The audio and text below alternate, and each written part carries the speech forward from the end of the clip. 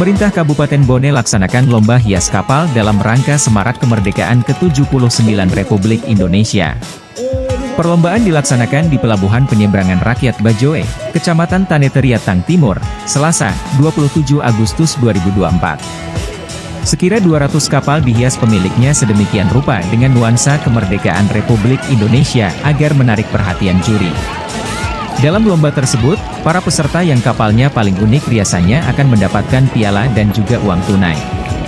Dari pantauan Tribun Timur di lokasi, para kapal nelayan yang ikut berkompetisi dirias dengan menggunakan berbagai jenis ukuran bendera merah putih. Ada juga kapal yang dirias dengan menggunakan bendera Palestina.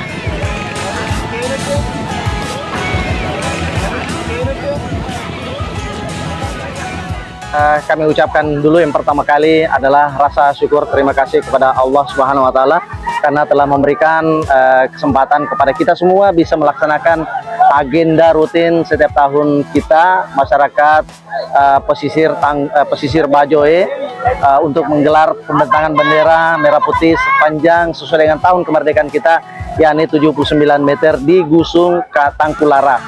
Nah, alhamdulillah semuanya berjalan.